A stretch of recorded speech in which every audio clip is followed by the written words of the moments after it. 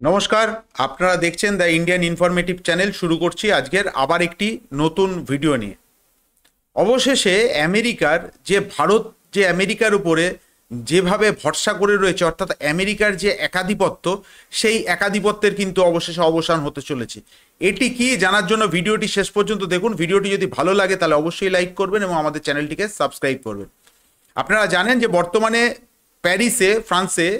প্যারিসে একটা বিশাল বড় এয়ার শো হচ্ছে এবং সেই এয়ার শোতে যে ধরনের ডেভেলপমেন্ট হয়েছে সেই ডেভেলপমেন্টটা কার্যত অবাক করার মতন বিষয়। তার কারণ ভারতের যে ডেলিগেশন তারা ফ্রান্স সফর করছিল, তাদের সাথে যে ধরনের কথাবার্তা হয়েছে তাতে অন্তত এখনো পর্যন্ত যেটা বোঝা যাচ্ছে সেটি হচ্ছে অবশেষে যে আমেরিকার যে ভূত সেটা কিন্তু ভারতের মাথা থেকে অলরেডি সরতে চলেছে এবং আমেরিকার একাধিপত্য দাদাগিরি আগামী দিনে ভারতের উপরে আমেরিকা যদি কোনো রকম প্রতিবন্ধকতা সৃষ্টি করে তাকে কি করে বাইপাস করা যায় সেই পন্থাটা অবশেষে কিছুটা হলো এখন পর্যন্ত বোঝা যাচ্ছে যে সেখান থেকে রিলিফ পাওয়া গেছে। কি ঘটনাটা, এই যে ফ্রান্সে যে প্যারিসে যে এয়ার শো হচ্ছে সেই এয়ার শোতে যেটা সব থেকে গুরুত্বপূর্ণ ডেভেলপমেন্ট উঠে আসছে সেটি হচ্ছে ফ্রান্সের সব থেকে ড্যাজো অ্যাভিয়েশন, আপনারা জানেন, যারা রাফাল তৈরি করে, এবং ফ্রান্সের যে ইঞ্জিন নির্মাতা সেটি হচ্ছে স্যাফরান। সেই স্যাফরান তারা ইউরোপের বাইরে এবং ফ্রান্সের বাইরে সব থেকে বড় যে হাব, অর্থাৎ ম্যানুফ্যাকচারিং হাব, সেটি ভারতে খুলতে চলেছে। এখন এর পেছনে কিন্তু অনেকগুলো কারণ লুকিয়ে রয়েছে। সেগুলো আমি ডিটেলসে ব্যাখ্যা করব। এত বড় এমআরও ফেসিলিটি হঠাৎ করে ফ্রান্স কেন তৈরি করতে চলেছে, মানে স্যাফরান কেন তৈরি করতে চলেছে, এটা একদিক। দ্বিতীয় দিক হচ্ছে, আপনারা ইতিপূর্বেই শুনেছেন যে ফ্রান্সের তৈরি যে রাফাল, সেই রাফালের যে ফিউসেলাজ সেটা অলরেডি তৈরি হতে শুরু করেছে এবং শোনা যাচ্ছে যে এরপরে টাটার সাথে তারা ফ্রান্সের রাফালের যে উইংস, সেই উইংসও ভারতে তৈরি করবে। অতএব এখান থেকে কিন্তু কিছু জিনিস বোঝা যাচ্ছে যে কিছু একটা ভারতে হতে চলেছে। তার কারণ হচ্ছে, যেটা শোনা যাচ্ছে সেটি হচ্ছে আবার একটা বড় রকমের রাফাল কিন্তু ফাইটার এয়ারক্রাফটের অর্ডার দিতে চলেছে ভারত। কিন্তু শুধুমাত্র এই যে অর্ডারটা দিতে চলেছে, এর ফলে আমরা কি ফ্রান্স থেকে পেতে পারি।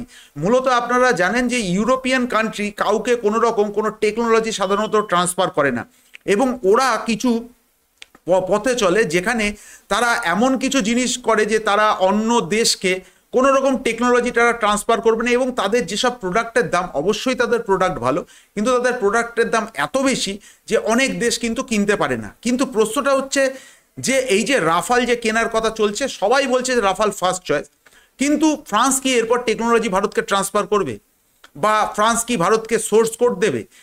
যেটা শোনা যাচ্ছে সেটি হচ্ছে এমনি কিন্তু সাফরান কোম্পানি ভারতে এমআরও ফেসিলিটি গড়ে তুলছে না।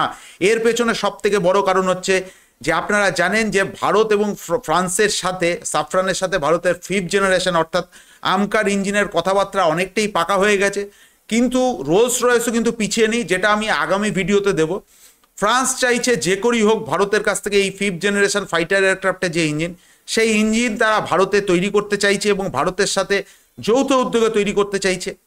দ্বিতীয় কথা হচ্ছে, ভারতে যে কমার্শিয়াল সেক্টর, আপনারা জানেন যে যত এই বোয়িং এবং এয়ারবাসের প্লেন ওড়ে তার অনেক প্লেনেরই কিন্তু ফ্রান্সের স্যাফরান ইঞ্জিন ব্যবহার করা হয়।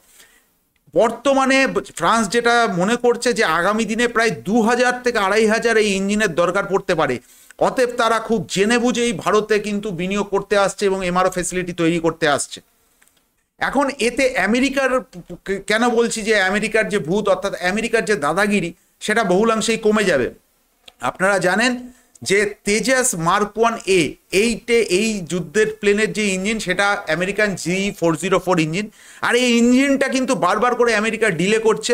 অবশেষে তারা ভারতকে দিতে অলরেডি তারা দেওয়া শুরু করেছে, কিন্তু এই যে প্রজেক্ট, সেই প্রজেক্টটা কিন্তু ইচ্ছা করে আমেরিকা ডিলে করেছে।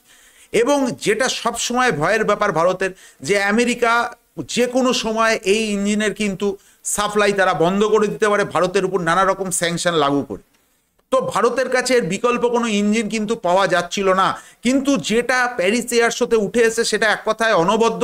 আপনারা ইতিমধ্যেই খবর পেয়ে গেছেন যে ফ্রান্সের স্যাফরানের যে টিরেক্স যে ইঞ্জিন, যেটা কিনা রাফাল 0.5, যেটা রাফাল 5, যেটা আগামী দিনের যে রাফাল আসছে তাতে কিন্তু তারা ইনস্টল করবে। যেটা শোনা যাচ্ছে যে তার কিন্তু ম্যাক্সিমাম থ্রাস্ট আউটপুট হচ্ছে 90 কিলো নিউটন। আর ঠিক এখানেই প্রশ্নটা, যে ভারতের যে তেজাস মার্ক 1A যে যুদ্ধের প্লেন ব্যবহার করা হয়, ভারতীয় বায়ুসেনার রিকোয়ারমেন্ট ছিল কিন্তু 84 কিলো নিউটন নয়, ভারতীয় বায়ুসেনার রিকোয়ারমেন্ট ছিল 90 কিলো নিউটন থ্রাস্টার ইঞ্জিন, আর সেটা কিন্তু ফ্রান্সের এই টিরেক্স ইঞ্জিন কিন্তু অলরেডি তৈরি করে ফেলেছে। এইবার যেটা প্রশ্ন আছে, যেটা আপনারা অনেকে প্রশ্ন করতে পারেন, যে এবার এই ইঞ্জিন যদি চেঞ্জ হয় তাহলে তো সেক্ষেত্রে আবার স্ট্রাকচারাল কিছু পরিবর্তন করতে হবে, আবার ডিলে হতে পারে, এটা একটা লং টার্ম প্রসেস। একেবারেই না। তার কারণ হচ্ছে, আপনারা জানলে হয়তো অবাক হবেন, প্রথম যে রাফাল আকাশে ওড়ে সেটা কিন্তু G404 ইঞ্জিন দিয়ে কিন্তু ওড়ে, সেটি M88 ইঞ্জিন দিয়ে কিন্তু রাফাল আকাশে ওড়েনি। অর্থাৎ ফ্রান্স ভালো রকম জানে যে এই ইঞ্জিনের যে মডিউল আর G404 ইঞ্জিন বেশ খানিকটা পুরোটাই বলতে গেলে কিছু কিছু জায়গায় সামান্য কিছু মাইনার চেঞ্জেস করতে হবে, যে চেঞ্জেসটা অলরেডি ফ্রান্সের যে স্যাফরান কোম্পানি তারা কিন্তু ভারতে এসে ভিজিট করে গেছে, এবং যে সামান্য যে স্ট্রাকচারাল চেঞ্জ সেটা কিন্তু তারা ইঞ্জিনের মধ্যে চেঞ্জ করে দিতে পারবে। এটা তো গেল একদিক। দ্বিতীয় কথা হচ্ছে যে এই যে M88 ইঞ্জিন, এই M88 ইঞ্জিনেরও কিন্তু ওভারঅল ফেসিলিটি ফ্রান্স ভারতে তৈরি করতে চলেছে। এখন M88 ইঞ্জিনের ক্ষেত্রে ভারতকে কি তারা টেকনোলজি ট্রান্সফার করবে? এখানেও কিন্তু একটা বড় রকমের ক্লজ উঠে আসছে। তার কারণ এই যে ফ্রান্স ভালো রকম জানে যে একবার যদি G404 ইঞ্জিন আমেরিকার বদলে ভারত যদি এই G404 এর বদলে টিরেক্স ইঞ্জিন ব্যবহার করে, অপরদিকে ভারতের আরেকটি আপকামিং প্রজেক্ট যেটার কিছুদিনের মধ্যে আকাশে উঠবে সেটি হচ্ছে তেজাস মার্ক 2, এবং তাতেও কিন্তু আমেরিকার G404 ইঞ্জিন সেখানে ইনস্টল করা থাকবে। ফ্রান্স এখানেও কিন্তু চোখ দিয়েছে, এবং ফ্রান্স বলছে তাদের M88-4 এর যে ইঞ্জিন সেটি G414 এর থেকেও বেশি থ্রাস্ট উৎপন্ন করবে, এবং G414 এর থেকেও তাদের ইঞ্জিনটা কিন্তু অনেকটাই হালকা। আর যে যে স্ট্রাকচারাল চেঞ্জেসের দরকার সেগুলো কিন্তু তারা ভারতের এমআরও ফেসিলিটিতে তৈরি করবে, যাতে যে যুদ্ধের প্লেনে স্ট্রাকচারাল চেঞ্জেসের দরকার পড়বে না, ইঞ্জিনের কিছু সামান্য যে চেঞ্জ হবে সেই চেঞ্জগুলো যাতে খুব সহজেই প্লাগ অ্যান্ড প্লে পদ্ধতিতে ভারতের G414 ইঞ্জিনের বদলে তেজাস মার্ক 2-তে যে M88-4 সেই ইঞ্জিন কিন্তু সেখানে ইনস্টল করা যায়। অতএব আপনারা বুঝতে পারছেন যে এবার কিন্তু ফ্রান্স ইউরোপীয় ইউনিয়নের থেকে বেরিয়ে আসছে, তারা আর আমেরিকার উপর ভরসা করছে না, এবং তারা আমেরিকার যারা যারা বন্ধু দেশ বা ভারতের সাথে ফ্রান্সের যেহেতু ভালো রকম সম্পর্ক, তারা চাইছে যে আমেরিকার এই দাদাগিরি থেকে সরে এসে একদিকে তাদের ফ্রান্সের সমস্ত জিনিস তারা ব্যবহার করবে, এবং দ্বিতীয় কথা এতে ফ্রান্সের একটা বিশাল পরিমাণ লাভ হতে পারে, এবং যে পরিমাণ টাকা বা ভারত সরকার ইনভেস্ট করবে তাতে ডাজো অ্যাভিয়েশনের কিন্তু আগামী দিনে একটা বিশাল বড় মার্কেটের অপরচুনিটি চলে আসছে। এবং সর্বশেষ যেটা কথা সেটি হচ্ছে, অনেক ইউটিউব চ্যানেল বা অনেক রকম মিডিয়া চ্যানেলে বলছে যে ফ্রান্স নাকি রাফেলের সোর্স কোড দিতে চাইছে না। এটা ঠিক, ফ্রান্স কিন্তু যেটা মুখে বলেছে যে আমরা যদি ভারতকে সোর্স কোড দিই তাহলে সেক্ষেত্রে আমাদের কাতারকেও দিতে হতে পারে, আগামী দিনে ইন্দোনেশিয়াকেও দিতে হতে পারে, ইজিপ্টকেও দিতে হতে পারে। এটা তো গেল তাদের যে প্রেস বিজ্ঞপ্তি তাতে, কিন্তু ভেতরের খবর কিন্তু অন্য কিছু কথা বলছে।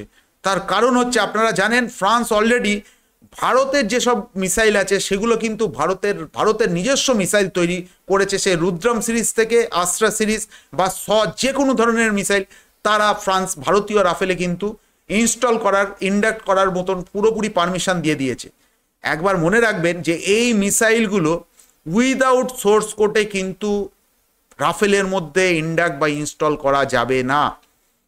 সোর্স কোড অবশ্যই ফ্রান্স দিচ্ছে, সোর্স কোড না দিলে এই ইঞ্জিনের, এই যুদ্ধের প্লেনের মধ্যে ভারতীয় মিসাইল সিস্টেম ব্যবহার করা যাবে না।